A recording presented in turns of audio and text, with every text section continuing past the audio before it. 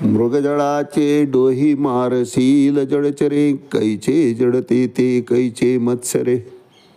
अहो, मृगजळामध्ये कुठं मासे मारता येणार आहेत का महाराज? लटकेची खटपट, लटकेची खटपट, लटकेची खटपट रे साडोबा माऊली सांगतात. कल्पित सृष्टीमध्ये काही अपेक्षा करणंच चुकीचं आहे महाराज.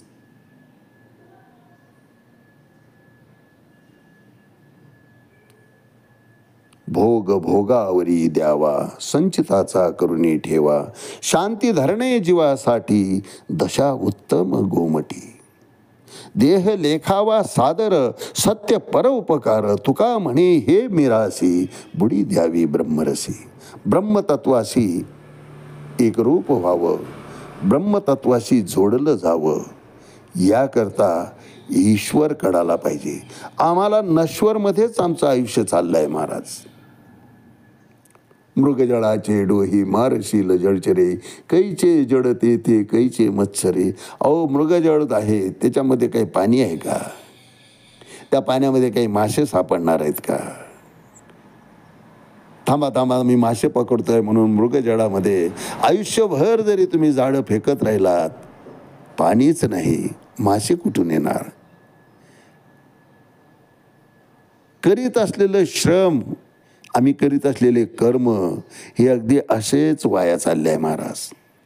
आमच्या मोक्षाकरिता त्याचा कुठंच गुंज मात्र सुद्धा उपयोग नाही महाराज. पुण्य पर उपकार आम्ही स्वतःकरता जगतोय. सत्य परोपकार आहे. सत्याचे आम्ही कासच धरत नाही. मी आणि माझं, मी आणि माझं, हे मला प्राप्त व्हायला पाहिजे. इदम प्राप्त मामा प्राप्त, इदम इदम अस्ति इदम अपि भविष्यती पुनर्धनम. बस, जीवाचा स्वभावच आहे महाराज. असो मया हतान शत्रुन हरनिश्चेच्या परानपी, ईश्वरो अहम अहम भोगी जीव म्हणतो. या सर्व जगतातल्या भोग्य वस्तू भोगण्याचं सामर्थ्य भगवंताने फक्त माझ्यातच दिलंय, अशा गैरसमजमध्ये जीव जगतो. आणि म्हणून आयुष्यभर बद्धच राहतो. एकदा का जीवाचं या मृत्यूलोकी येण्याचं निदान झालं की जीव स्थितप्रज्ञच होऊन जातो महाराज. इथं कशा करता आलो आहे या प्रश्नाचं उत्तर सद्गुरू कृपेनं मिळाल्यानंतर मार्ग चुकत नाही. योग्य मार्गानं जीवाची वाटचाल सुरू होते. बद्ध अवस्थेतून मायेमुळे झालेला बद्ध जीव हा मुमुक्षू बनतो. जाणून घेण्याची इच्छा, भगवंताला जाणून घेण्याची इच्छा त्याच्या मनामध्ये प्रकट होते आणि त्या दृष्टीनं तो प्रयत्नशील होतो. मुमुक्षूतून साधक स्थितीला जातो आणि साधकाचा सिद्ध होतो. साधकाचे सिद्ध झाले येण्याची पंथी. ही सिद्धाची अवस्थाच योगाभ्यासानं प्राप्त होत असते महाराज. संत द्रव्य न शिवती. द्रव्याचा हव्यास, भौतिक सुखाचा हव्यास एकदा योगाभ्यास करायला लागलं की जीव अनासक्त होतो, यापासून निरीच्छ होतो.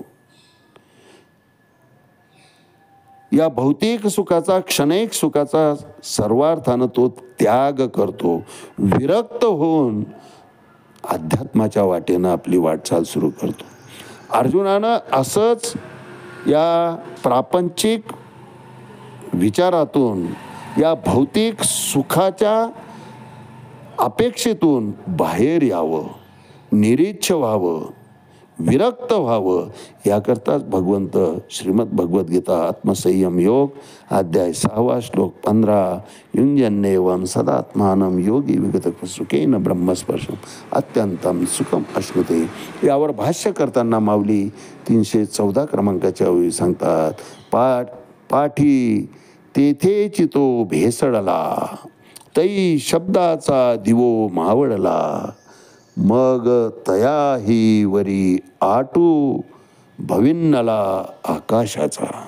अर्थात पुढे तो वायू तेथेच गेल्यावर तदाकार होतो आतलं चैतन्य, आतली कुंडलिनी जागृत झाली की संपूर्ण दूषित द्रव्य, वायू, कफ, पित्त हे सर्व काही उत्सर्जित होऊन जातं महाराज. आणि या अवस्थेला गेल्यानंतर तो वायू तेथे गेल्यावर त्या वायुरूपच होऊन जातो. त्यावेळेस शब्दाचा दिवस मावळतो. मौन जीवाच्या ठिकाणी येतं आणि मौनम सर्वत्र साध्य येते. म्हणजे बोलणंही खुंटतं. काय होतं आहे?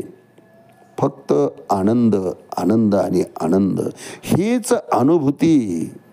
कृतकृत्य झालो, इच्छा केली ते पावलो, या परमानंदामध्ये जीव स्वतःच रममान होऊन जात असतो.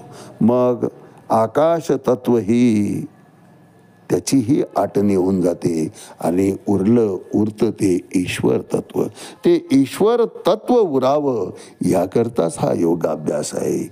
पाठी तेथीची तो भेसळला. एकदा योगाभ्यासामध्ये आसनस्थ झाला साधक सिद्ध की पुढे काय होतं त्याचं वर्णन माऊली करतायत.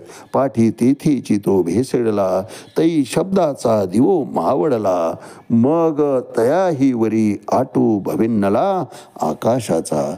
आज याच ठिकाणी थांबूया. रामकृष्ण हरी. पुंडलिक वरदा हरी विठ्ठल.